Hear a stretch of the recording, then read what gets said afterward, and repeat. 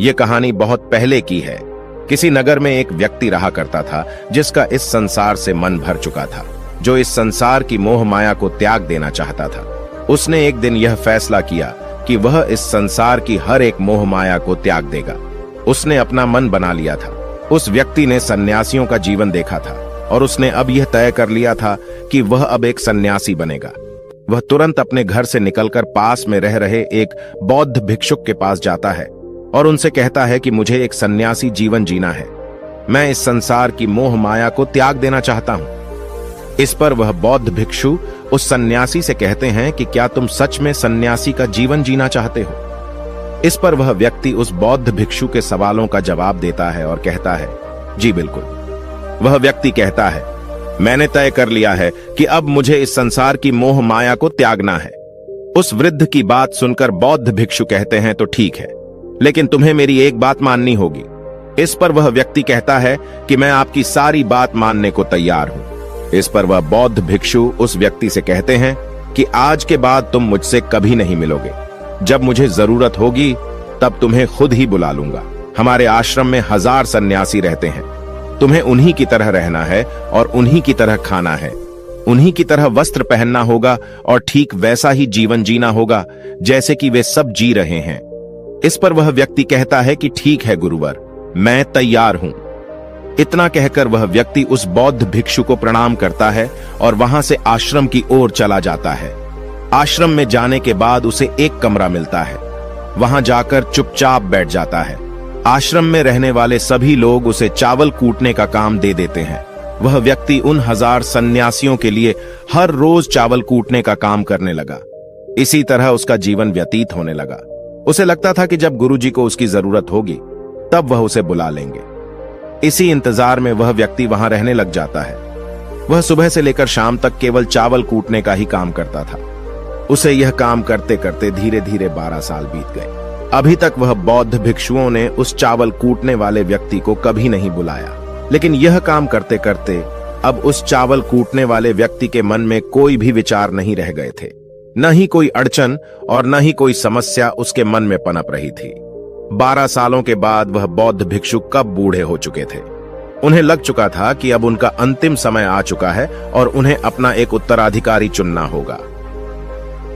इसीलिए उन्होंने पूरे आश्रम में घोषणा करवा दी कि जो कोई भी मेरा उत्तराधिकारी बनना चाहता है वह देर रात में मेरे कमरे के बाहर 4 पंक्तियां लिखकर जाएगा और उसे उन पंक्तियों में बताना होगा कि जीवन जीने का सही तरीका क्या है, इस जीवन को किस तरीके से जीना सही है।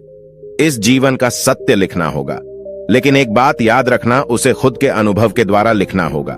किताब में कही हुई बातों को नहीं लिखना होगा या कहीं से नकल मारकर नहीं लिखना है।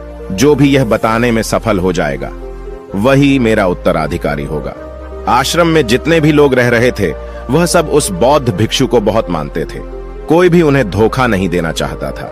सभी भिक्षुओं के मन में यह चाहत थी कि वह उनका उत्तराधिकारी बने, लेकिन कोई भी यह काम करना नहीं चाहता था।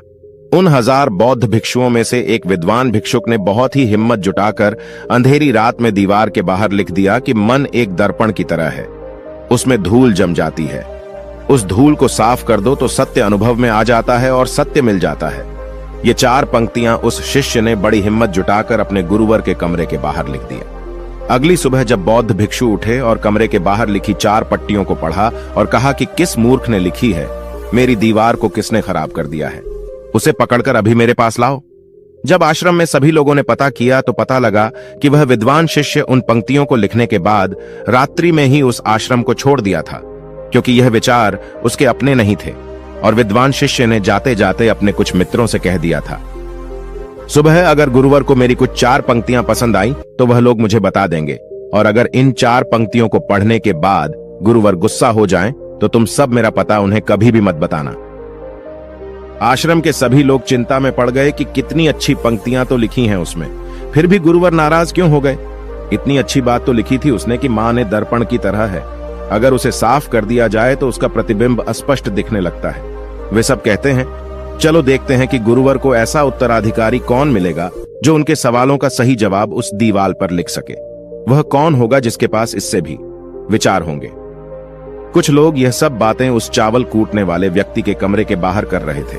वह चावल कूटने वाला व्यक्ति पूरी बातें सुन लेता है और जोर जोर से हंसने लग जाता है। लोग उससे पूछते हैं, इसमें हंसने वाली बात क्या है? तुम्हें इसमें क्या गलत लगता है?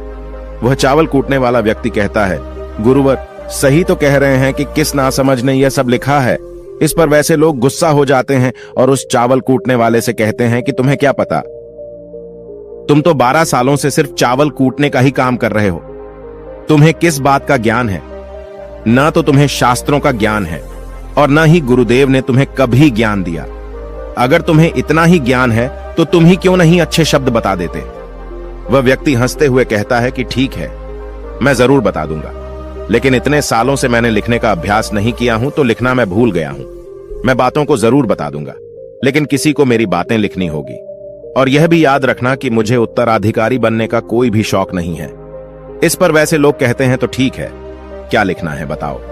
वह चावल कूटने वाला व्यक्ति कहता है, तो लिखो जो मैं बता रहा हूं। कैसा दर्पण कैसी धूल, न कोई दर्पण न कोई धूल, जो इसे जान लेता है वह सत्य को प्राप्त हो जाता है। यह बात उस गुरुदेव के कानों में पड़ जाती है।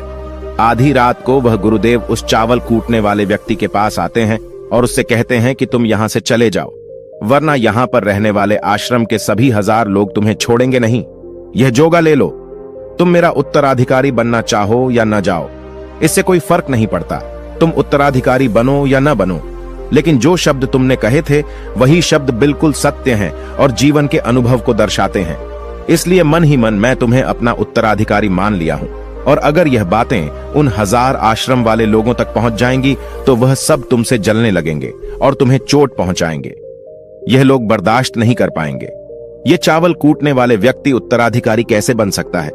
जिसे कभी ज्ञान नहीं, जिसने कभी शास्त्र पढ़ा ही नहीं, वह उत्तराधिकारी कैसे बन सकता है? वह भला कैसे सत्य को प्राप्त कर सकता है? और यहां पर शास्त्र जानने वाले सभी लोग सर पीटते रह जाएंगे। इसलिए तुम यहां से चले जाओ, कहीं और अपनी दुनिया बनाओ और वहां के लोगों को ज्ञान से भर दो। इस पर महात्मा बुद्ध ने भी अपने एक शिष्य से कहा था, जब तुम्हारे मन की सारे विचार शांत हो जाएं, तुम्हारे भीतर विचार आना बंद हो जाए, उस दिन से तुम्हें सत्य का अनुभव हो जाएगा। तुम सत्य का अनुभव करोगे, खुद को भी और इस ब्रह्मांड को भी समझ पाओगे। और यही बुद्धत्व प्राप्ति का पहला कदम है। मन को शांत करने का पहला तरीका जो बौद्ध ग्रंथों में बताया गया है वह खुद के विचारों पर करना। इन्हें अच्छे से समझना कि आखिर आपके अंदर कौन से विचार उत्पन्न हो रहे हैं, आपके अंदर आखिर क्या चल रहा है। उन्हें अच्छी तरीके से और जागरूकता के साथ समझने की कोशिश करना, न कि अपने विचारों को दबाने की कोशिश करना।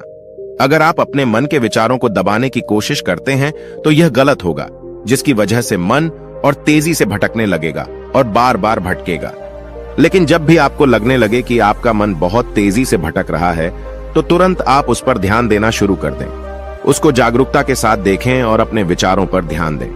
निरंतर प्रयासों के बाद आप पाएंगे कि आपके अंदर विचारों को जागरूक होकर देखने की एक आदत सी लग गई है। लेकिन उसी के साथ आप यह भी देख पाएंगे कि आपके मन में बुरे विचार अत्यधिक उत्पन्न हो रहे हैं। आपके मन में जो भी विचार उत्पन्न हो रहे हैं वह सकारात्मक भी हो सकते हैं और नकारात्मक भी। उनसे आपको कोई भी छेड़खानी नहीं करनी है, बस आपको अपने प्रयास पर काम करते रहना है। लेकिन यह अभ्यास आप लगातार करते रहे हैं तो एक समय आने के बाद आप अपने विचारों को नियंत्रित करने में सफल हो जाएंगे और उसे रोक भी सकते हैं। तब जाकर आपको असली शांति और सुकून की प्राप्ति हो जाएगी। तब आपको किसी भी प्रकार की चिंता नहीं सताएगी, क्योंकि आप खुद पर विजय प्राप्त कर लिए हैं। आप अपने विचारों को नियंत्रित कर सकते हैं। दोस्तों, इस वीडियो में बने रहने के लिए सच्चे दिल से आपका बहुत बहुत आभार।